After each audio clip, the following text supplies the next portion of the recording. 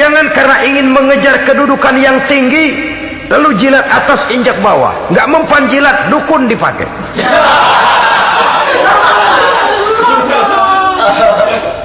Itu kan sudah membuat kita lalai. Nanti kalau berhasil, wah dukun kita paten. Tapi kalau gagal, dukun sialan, gagal mantu. Hilanglah Allah dalam kehidupan kita. Makin materialis, dan perlombaan ini membawa kita kepada kecelakaan. Kala, sekali-kali jangan begitu. Nyatanya kan ada orang nyari duit, setelah duitnya banyak dibudakin oleh duit. Dia sendiri tidak bisa merasakan kesenangan daripada duitnya, konon lagi orang lain. Mau ke pasar ngitung 16 kali. Naik bajai 1000. 1000 itu kalau ratusan semua 1000 lembar. Hitung-hitung, mendingan jalan kaki. Jalan kaki tengah hari bolong, panas, kan dibudakkan oleh uang. Cari karier, kejar pangkat, kejar kedudukan. Setelah ditemukan itu, jadikan dia sebagai alat, jangan dijadikan tujuan. Pangkat kau milikku, karena kau milikku kau harus jadi budakku, jangan aku yang jadi budak kau. Pangkat satu saat dia harus lepas dari kita, jiwa ini lapang. Kenapa? Dahulu pun ketika lahir ke dunia tidak ada pangkat yang kita sandang. Dahulu pun ketika lahir ke dunia tidak ada harta yang kita bawa. Jadi harta itu, pangkat itu, kedudukan itu ada dalam hati, tapi tidak berurat dan berakar. Kalau dia berurat dan berakar dalam hati, berat misah sama harta itu. Berat. Sekedar ngasih fakir miskin cepet juga berhitungnya 17 lembar.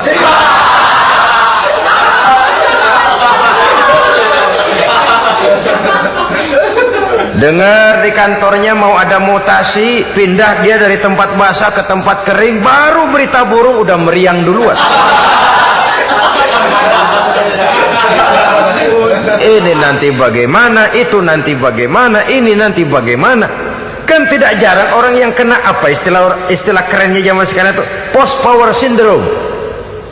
Post power syndrome ini pernah dianalisa oleh Nabi. Kata beliau, irhamu salasatan minan nas, sayangilah 3 macam manusia. Siapa mereka? Pertama, azizan zalla, orang terhormat yang jatuh hina. Ini yang sering terkena post power syndrome. Biasa kemana-mana dikawal, dihormati, datang ke tempat ini protokol siap, ini serba diatur, semua serba beres. Begitu jabatan selesai atau pensiun, habis orang gak indah-indah. Dia lihat orang diemin aja, orang diemin, orang tonton. Ini kalau nggak kuat mentalnya, itu kena post power syndrome. Akibatnya ya bisa jantungan, bisa leper, bisa darah tinggi. Ya penyakit-penyakit yang zaman dulu kita nggak kenal. Ini kan makin banyak dokter, makin maju ilmu kedokteran, makin aneh penyakit. Saudara hadirin yang saya hormati, post power syndrome kena apa yang dinamakan frozen emotional attitude. Tidak kuat menghadapi kenyataan. Azizan zalla, orang terhormat yang jatuh hina, itu sangat perlu dikasihani. Yang kedua, ghaniyan qad iftaqara, orang kaya jatuh miskin. Ini juga sama. Biasa hidup apa ada, serba ada, lalu harus hidup apa adanya. Ini kalau kurang-kurang kuat benar-benar memble ini.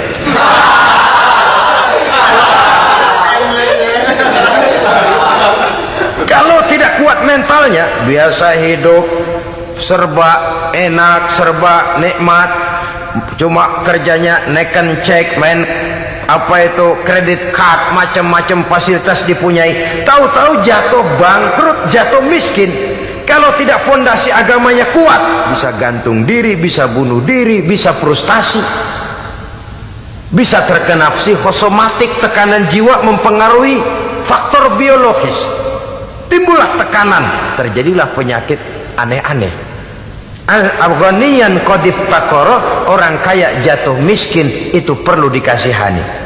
Yang ketiga, wa faqihan yal'abu bihil juhal, ahli fikih tapi dipermainkan oleh orang-orang bodoh. Hanya kebetulan orang bodoh itu punya kekuasaan. Hukum bisa dipesan.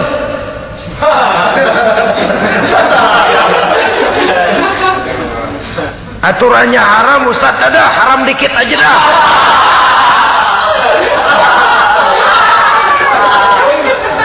Sibuklah tuan fakih ini, ahli fikih ini mencari dalil kebet sana kebet sini supaya yang tadinya haram benar bisa jadi haram sedikit. Padahal yang minta ini orang bodoh, tidak ngerti agama, cuma karena punya kekuasaan dipermainkan oleh orang yang fakih. Orang yang fakih ini dipermainkan. Kasihan orang yang seperti itu. Wa faqihan yal'abu bihil juhal, ahli fikih tapi dipermainkan oleh orang-orang bodoh. Akibatnya karismanya hilang, wibawanya lenyap. Dia menyangka bahwa dengan mengharam-haram sedikit-sedikit itu dia bisa mendapat keuntungan yang berganda-ganda, padahal akibatnya itu hanya akan membawa kecelakaan saja. Allah peringatkan benar, kala, sekali-kali jangan begitu. Cari uang yang banyak silahkan, ngejar kedudukan yang bagus boleh, bikin rumah yang hebat silahkan, ada kendaraan bagus silahkan, tapi jangan sampai kamu terjebak kepada sirkuit celakai, perlombaan yang tidak ada garis finishnya. Sering dicontohkan orang menghayal, melamun, kamu kenapa enggak mau ibadah? Lah bagaimana mau sembahyang, saya di Jakarta masih ngontrak.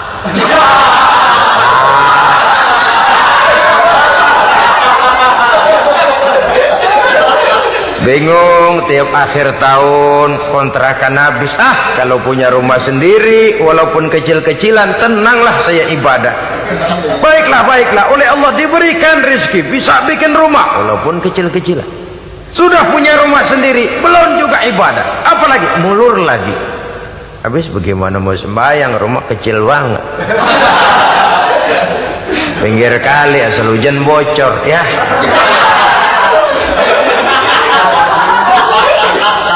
Kalau bisa punya rumah permanen, rajin dah ibadah dah. Iyalah, diberikan rezeki bisa bikin rumah besar, kamarnya banyak, halamannya luas, kendaraan belum ada, perabotan belum lengkap. Sudah ada kendaraan belum kayak orang-orang, sudah kayak orang-orang masih sama dong, kudu di atas. Kapanlah selesainya? Kala, sekali-kali jangan begitu. Jangan kamu mengumpulkan harta bermegah-megah membuat kamu lalai dari taat kepada Tuhanmu. Engkau tinggalkan rukuk dan sujud, engkau jauh dari masjid, engkau kering dari kehidupan beragama. Sebab itulah maka pembangunan fisik material tidak bisa dipisahkan dengan pembangunan mental spiritual. Tidak hanya cuma dalam teori, tapi juga harus dalam praktek. Selalu pembangunan yang hanya mengarah kepada fisik material, jauh dan kering dari agama, hanya akan melahirkan manusia-manusia materialistis yang terjebak di dalam sirkuit celaka, perlombaan yang tidak pernah mengenal garis finish. Sebab itu agama mengajarkan, orang kaya itu siapa sih? Yang banyak duit? Belum tentu. Yang kebunnya di mana-mana ngebelatak? Belum tentu. Yang pabriknya selebar-lebar? Belum tentu. Yang punya segala macam peternakan, dari peternakan gajah sampai peternakan kutu?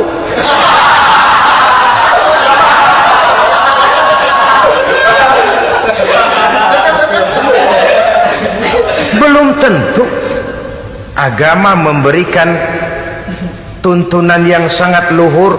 Orang kaya itu adalah orang yang hidupnya cukup. Orang miskin itu orang yang selalu merasa kurang. Bagaimanapun banyak duit saudara miliki, kalau masih merasa kurang, masih miskin saudara. Saya punya uang 1.000 rupiah, Anda punya uang 1 juta rupiah. Mungkin saya lebih kaya dengan uang yang 1.000 ketimbang Anda 1 juta. Kenapa? Dalam tangan saya uang 1.000, besar artinya, sesuai dengan kebutuhan saya. Tapi di tangan Anda uang 1 juta, kebutuhan Anda lebih besar daripada itu lagi. Maka agama mengajarkan sifat qanaah, merasa cukup, dan itulah sumber kekayaan yang hakiki. Orang kaya adalah orang yang hidupnya cukup. Kalla saufa ta'lamun, jangan begitu, nanti kamu akan tahu. Summa kalla saufa ta'lamun, jangan sekali-kali begitu, satu saat kamu pasti akan tahu. Kalla law ta'lamuna ilmal yaqin thumma latarawunnaha 'ainal yaqin thumma latus'alunna yawma idzin 'anil na'im. Nah, kapan perlombaan ini akan menyadarkan orang? Biasanya hatta zurtumul maqabir, sampai kamu dekat ke liang kubur. Itu biasanya kalau istilah orang sekarang baru ngeh. Asal sudah napas sampai tenggorokan disambung dengan selang, sudah Senin Kemis dibantu dengan alat picu jantung, gerak gerak gerak gerak, sudah kayak orang mau gergaji kayu. Dikala itu barulah sadar orang biasanya. Dan kesadaran semacam itu kesadaran yang terlambat, kesadaran ala Fir'aun. Fir'aun selagi hidup diajak beriman dan nehi aja.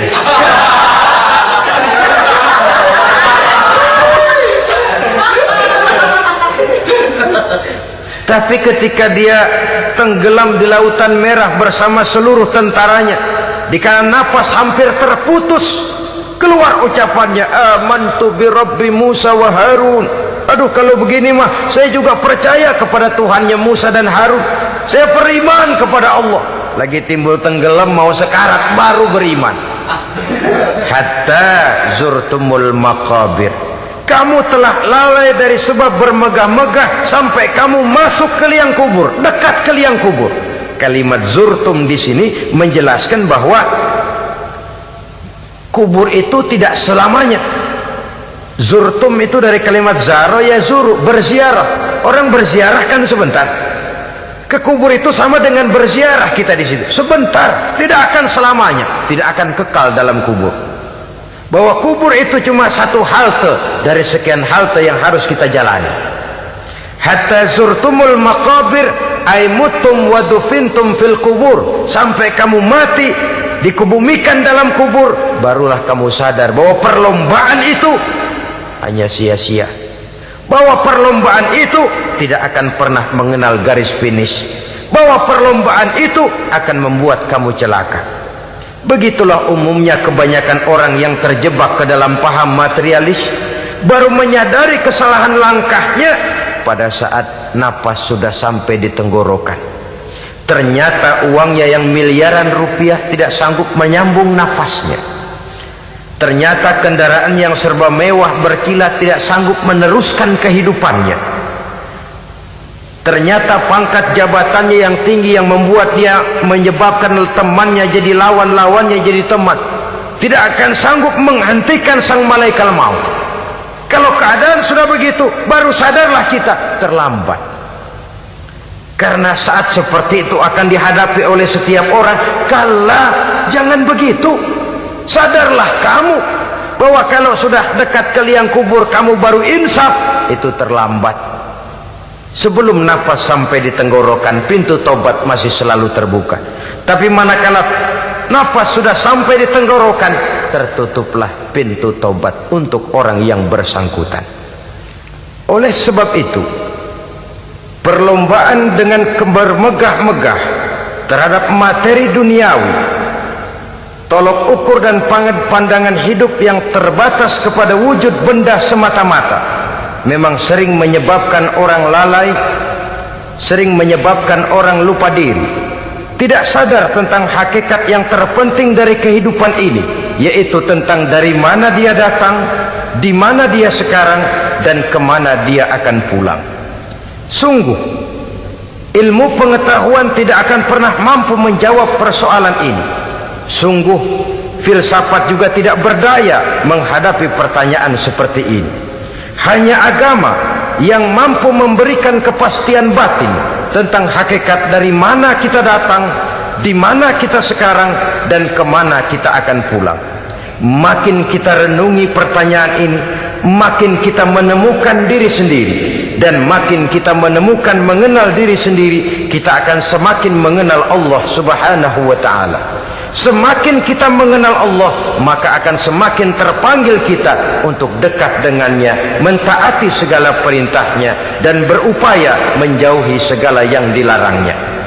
Dengan demikian selamatlah kita dari satu perlombaan yang hanya akan menyeret kita kepada menghalalkan segala cara, jauh dari agama, jauh dari Allah, bahkan jauh dari sesama manusia. Karena umumnya perlombaan seperti ini akan cenderung melahirkan manusia yang egois. Muslimin rahimakumullah. Lebih jauh, mari kita mengikuti peringatan Allah dalam surah Al-Munafiqun ayat 9. Di sini Allah Subhanahu wa ta'ala mengingatkan, A'udzu billahi minasy syaithanir rajim. Ya ayyuhalladzina amanu la tulhikum amwalukum wala auladukum an dzikrillah wa may yaf'al dzalika fa ulaika humul khasirun. Hai orang-orang yang beriman, jangan sampai hartamu dan anak-anakmu melalaikan kamu daripada mengingat Allah. Wa may yaf'al dzalik, barang siapa yang melakukan hal seperti itu, fa ulaika humul khasirun, maka merekalah sesungguhnya orang-orang yang merugi. Rugi dunia, rugi akhirat. Disebutkan di sini dua hal yang sering menyebabkan kita jadi lalai. Amwal dan aulad, harta dan anak-anak, materi dan keluarga. Perlombaan di dalam mengumpulkan materi sering menyebabkan kita menjadi lalai. Begitu juga amanah berupa anak ini sering kita lalaikan, atau sering membuat juga kita menjadi lalai. Kita lalaikan dalam arti bahwa keduanya, baik harta baik anak, merupakan amanah dari Allah. Setiap orang tua akan dimintakan pertanggungan jawab. Apabila kita lalaikan amanah ini, maka resikonya akan kembali juga kepada kita. Tapi satu hal yang jelas dalam ayat 9 surah Al-Munafiqun ini, bahwa perlombaan memperbanyak harta dan anak-anak yang masuk dalam kelompok at-takatsur itu tadi akan menyebabkan orang khasiru, termasuk ke dalam kelompok orang-orang yang rugi. Perlombaan yang hanya akan membawa kerugian semata-mata. Kemudian di dalam satu hadis, Rasulullah sallallahu alaihi wasallam memberikan peringatan. Beliau bersabda, "Iza azzamat ummati dinaran wa dirhaman, nuzi'at minha haibatul Islam. Wa iza tasabat ummati saqatat min ainillah. Wa iza turikatil amru bil ma'rufi wan nahyu 'anil munkari hurimat 'alaihim barakatul wahyi." Ada tiga hal yang kalau kita kerjakan akan menimbulkan tiga macam akibat di dalam hadis ini. Pertama, iza azzamat ummati dinaran wa dirhaman. Apabila umatku sudah mengagung-agungkan dinar dan dirham, artinya kalau umatku sudah jatuh menjadi umat yang materialistis, segalanya diukur dari dinar dan dirham. Dinar dan dirham ini kalau bahasa Inggrisnya dokat.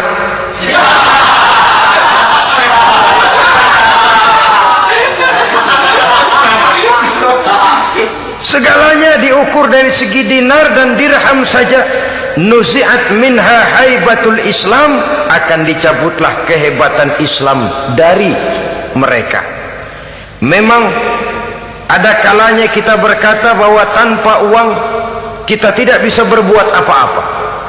Tapi kalau itu dijadikan landasan dari segala sesuatu, itu yang dijadikan ukuran, itu yang dijadikan tujuan, kita hakikatnya sudah gagal sebelum melangkah.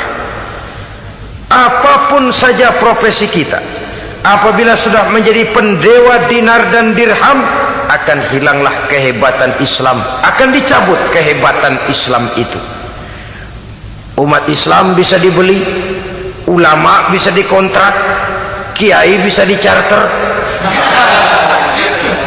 Saudara hadirin ma'asyiral muslimin rahimakumullah, apabila umatku sudah membesar-besarkan dinar dan dirham, bermegah-megah dengan itu, berlomba-lomba memperbanyak itu yang menjadi tujuan dan tolok ukur dari segala kegiatan, nuzi'at minha haibatul Islam, akan dicabutlah kehebatan Islam, hilang itu wibawa. Walaupun dia bernama umat mayoritas dalam jumlah, tetapi dia minoritas dalam peranan, mayoritas dalam bilangan, tapi minoritas dalam percaturan kegiatan hidup ini. Kita ingat di zaman pengembangan Islam di masa Rasulullah sallallahu alaihi wasallam, mereka berlomba-lomba mengorbankan dinar dan dirhamnya untuk kepentingan agama, bukan mengorbankan kepentingan agama untuk mencari dinar dan dirham. Kita di zaman sekarang sering terjadi penjungkiran nilai, terbalik yang kita amalkan. Nabi Ibrahim mengorbankan putranya Ismail untuk kepentingan agama. Kita sering sekarang ini mengorbankan kepentingan agama untuk anak-anak kita. Dulu anaknya yang dikorbankan buat agama, sekarang agamanya dikorbankan buat anak. Dulu dinar dan dirham dibelanjakan untuk menopang agama, sekarang agama dijadikan alat untuk mencari dinar dan dirham. Saudara-saudara kaum muslimin rahimakumullah, memang apabila dinar dan dirham digunakan untuk penyangga perjuangan, itulah idealnya. Saya katakan tadi, dinar, dirham, uang, dunia cuma sekedar alat, bukan sekedar tujuan. Kita memerlukan alat ini. Membangun pesantren tidak cukup dengan semangat, membangun rumah sakit Islam tidak cukup dengan pidato, membangun masjid tidak cukup dengan semangat menggebu-gebu. Kita perlu semen, kita perlu pasir, kita perlu batu kali, kita perlu besi, dan itu semua beli. Tidak turun dari langit seperti turunnya embun di waktu pagi. Tidak mungkin rumah sakit Islam muncul ke permukaan hanya dengan sim salabim abra-gedabra.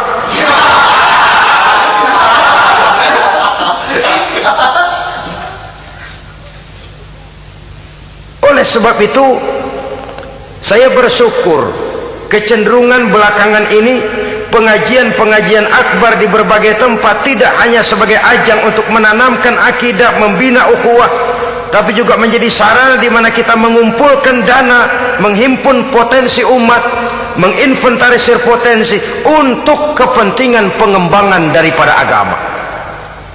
Meskipun ada satu dua orang yang salah paham tentang ini, sampai kemudian saya mendapat satu merek yang cukup tidak enak untuk didengar, mengkomersilkan pengajian katanya, karena memang ada pengajian yang menggunakan sistem karcis, sebenarnya juga tidak etis.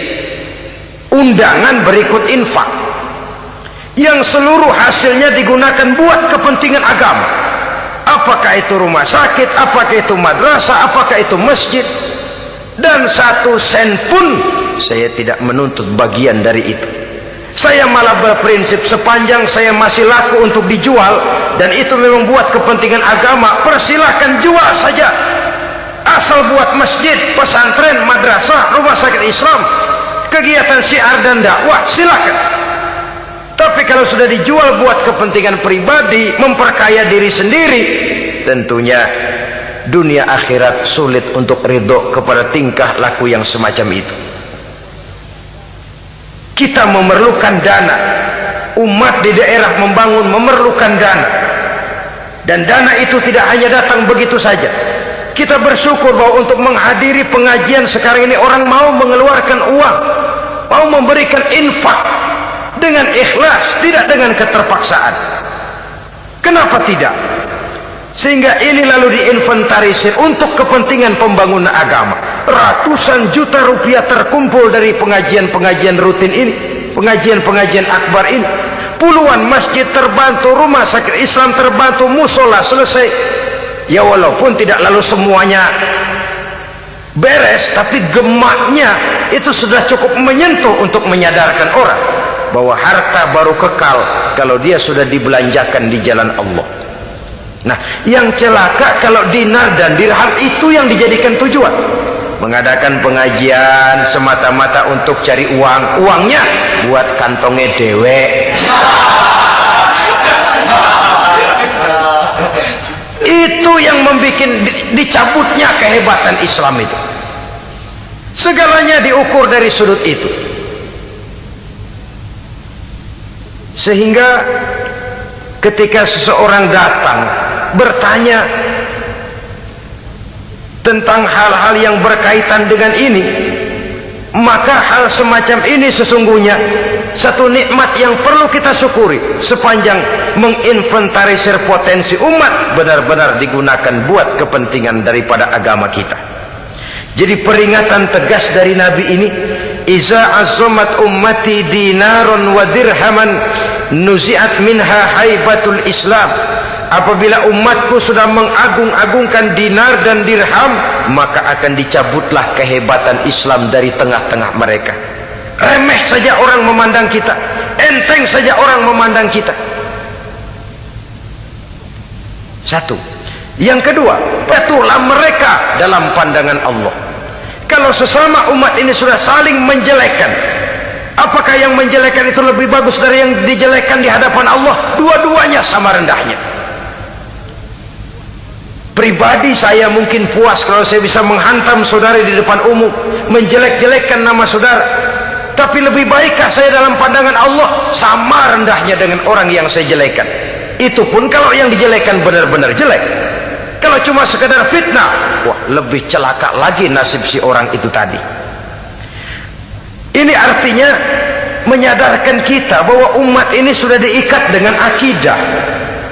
Beraneka ragam kita, tapi harus ada kebersamaan. Berbeda kita, tapi harus satu, sebagai satu ummatan wahidah, satu umat yang satu.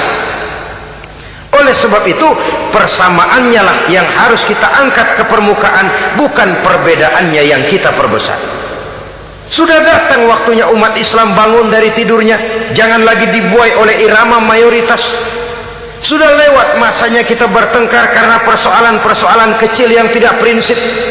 Sudah datang waktunya umat Islam bersatu, menyusun saf yang lebih lurus oleh karena ia dihadapkan kepada tantangan-tantangan yang tidak semakin ringan. Kalau kita bertengkar dengan kita, kalau kita saling mencaci sesama kita, bukankah Yahudi tepuk tangan? Bukankah Nasrani menari-nari? Bukankah pihak ketiga akan menangguk di air keruh? Dan kerugian akan terpulang kepada kita semua. Tapi inilah realita,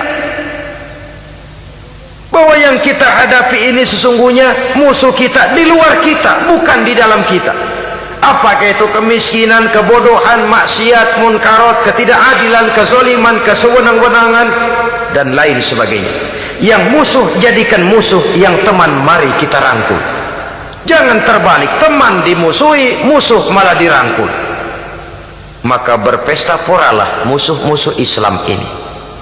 Saudara-saudara kaum muslimin rahimakumullah, Nabi memperingatkan dengan tegas, wa iza tasabat ummati saqatat min ainillah. Jikalau umatku sudah saling mencaci maki, sudah saling berbantah-bantahan, jatuhlah mereka dalam pandangan Allah. Satu ayat menjelaskan jangan sebagian kamu meremehkan, yaskhar, mengecilkan, menganggap enteng orang lain. Boleh jadi yang dihina, diremehkan, dianggap enteng itu nilainya lebih bagus daripada yang menganggap enteng. Hakikat segala sesuatu itu cuma kembali kepada Allah. Di sanalah penilaian finalnya. Manusia hanya melihat yang zahir. Makin banyak harapan hidup ini kita gantungkan kepada manusia, makin banyak kita harus bersiap untuk kecewa. Saudara-saudara kaum muslimin rahimakumullah. Kemudian yang ketiga peringatan dari baginda Nabi, wa iza turikatil amru bil ma'rufi wan nahyu 'anil munkari hurimat 'alaihim barakatul wahyi. Apabila amar ma'ruf dan nahi munkar telah ditinggalkan, maka akan hilanglah keberkahan wahyu, akan hilanglah keberkahan Quran, akan sirnalah keberkahan agama. Amar ma'ruf dan nahi munkar ditinggalkan, artinya di tengah masyarakat sudah tidak ada lagi yang menyerukan ini baik, ini tidak baik, ini halal, itu haram. Mari kita sholat, mari makmurkan taklim, santuni yatim piatu, makmurkan masjid. Seruan ke arah itu tidak lagi terdengar. Sementara tinggalkan judi, tinggalkan minuman keras, jauhi zina, seruan semacam itu pun tidak lagi terdengar. Maka hilanglah keberkahan wahyu itu.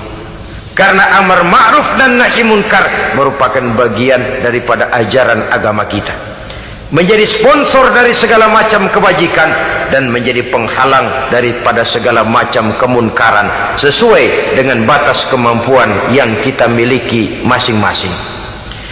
Nah, saya kembali kepada persoalan pokok di awal pembicaraan tadi. Bagaimana jalan keluarnya? Jalan keluarnya tidak lain adalah upaya. Bagaimana kegiatan yang sifatnya fisik material ini diimbangi dengan kegiatan yang bersifat mental spiritual. Upaya menghidupkan majelis-majelis taklim, upaya memakmurkan masjid-masjid sebagai laboratorium rohani untuk mewujudkan keseimbangan dalam pola pikir yang akan berlanjut dalam gerak hidup yang kemudian akan tertuang dalam segala perbuatan manusia. Apabila sudah terwujud kepincangan dalam pola pikir, akan pincanglah caranya bertindak dan berbuat, akan pincanglah pandangan hidupnya, akan pincanglah orientasinya di dalam kehidupan ini. Oleh karena itu, Islam dalam berbagai aspek kehidupan mengajarkan sistem keseimbangan. Mencari harta boleh, tapi tidak boleh keluar dalam kerangka fastabiqul khairat. Berlomba-lomba silakan, tapi untuk kebaikan, bukan untuk bermegah-megah, bukan untuk menumbuhkan gengsi, bukan untuk meninggikan prestise dan harga diri, tapi fastabiqul khairat, berlomba-lomba di dalam mengejar kebajikan, di dalam menyebarkan kebaikan. Bukan sekedar berlomba-lomba, tapi tolong menolong, bantu membantu. Ta'awanu 'alal birri wat taqwa wala ta'awanu 'alal ismi wal udwan. Bertolong-tolonganlah kamu di dalam kebaikan dan takwa, jangan bertolong-tolongan di dalam perbuatan dosa dan permusuhan. Kerjasama di dalam kebaikan, kerjasama di dalam ketakwaan. Ada satu contoh yang menarik bahwa umat Islam di dalam ia menjalin kebersamaan itu harus seperti orang main sepak bola. Saudara lihat, orang main sepak bola, kalau pertandingan belum dimulai, silahkan kumpul di luar lapangan, atur strategi yang baik. Tapi kalau pertandingan sudah dimulai, turun ke lapangan hijau, jangan kumpul terus. Masa ada sepak bola gotong royong, groyok ke sana, groyok ke sini, ya kalah terus. Harus ada yang jadi penyerang tengah, kan begitu toh sepak bola. Harus ada yang jadi kiri luar, kanan dalam, striker, back, penjaga gawang. Yang penting kerjasama, teamwork, lalu mampu menciptakan operan-operan. Yang jadi back jangan ngiri sama yang jadi penyerang tengah. Jangan hasut, sebab bagaimanapun juga andai kata si penyerang tengah berhasil menjaringkan bola ke gawang lawan, kan kemenangan bukan kemenangan satu orang, kemenangan satu kesebelasan, kemenangan satu tim. Ini yang sering terjadi, back ngiri sama penjaga gawang, lalu penjaga gawang ngiri sama penyerang tengah, penyerang tengah ngiri sama kiri luar. Ya kapan mau menggolkan ke gawang lawan? Kita ini satu kesebelasan, posisi boleh berbeda. Umat Islam itu harus ada yang jadi camat, lurah, bupati, gubernur, menteri, jadi jenderal, jadi konglomerat, jadi pengusaha, jadi teknokrat. Yang penting kerjasama, teamwork, mampu menciptakan operan-operan yang akurat. Diego Armando Maradona, enggak pakai dia, enggak. Itu katanya maha bintang, gagah, hebat, bintang lapangan hijau. Kapan Maradona hebat? Kalau ditunjang oleh 10 temannya yang lain, merupakan satu kesebelasan. Bagaimanapun hebatnya Diego Armando Maradona, kalau dia sendirian lawan satu kesebelasan, remek.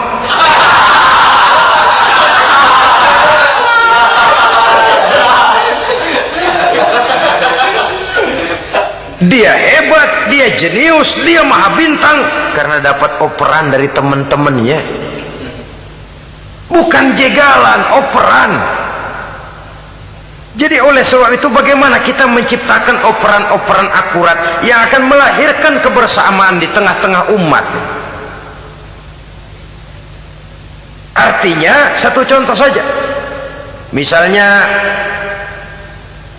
seorang pengusaha besar, oleh karena kesibukannya di dunia bisnis, tidak perlu jadi ketua pembangunan musola. Tapi kalau ada musola belum selesai, operan. Operannya itu yang penting.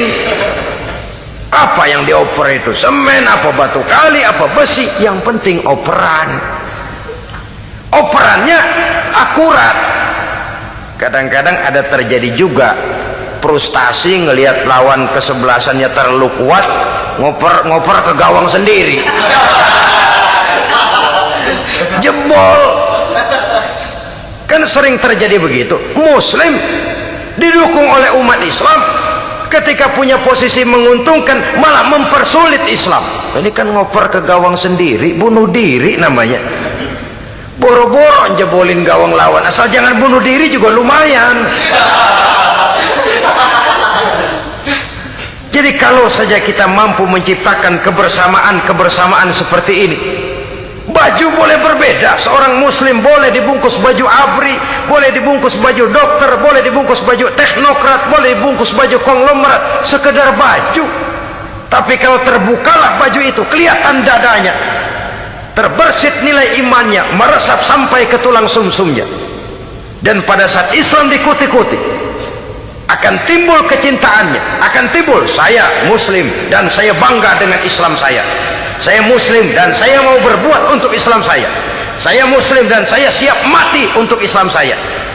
Dengan baju apapun dia terbungkus, kalau roh, jiwa dan semangat semacam ini tertanam, saya yakin kita umat Islam akan mampu berbuat lebih banyak dengan mewujudkan operan-operan akurat yang sangat diharapkan oleh umat itu tadi. Oleh sebab itu, saudara-saudara kaum muslimin rahimakumullah, baju boleh berbeda, bendera boleh beraneka warna, tapi jikalau bernama muslim, persamaannya yang dicari, jangan perbedaannya yang diperbesar. Nilai persaudaraan yang diikat dengan akidah semacam inilah yang banyak dicari orang, yang banyak menyebabkan orang masuk Islam. Di mana masjid kelihatan benar sebagai simbol kehidupan demokrasi dalam menciptakan ukhuwah, wawasan ukhuwah ini. Masjid simbol demokrasi. Siapapun masuk masjid buka sepatu, demokrasi. Siapapun orangnya, tidak peduli merek apapun sepatunya. Apa itu keluaran Cibaduyut Bandung?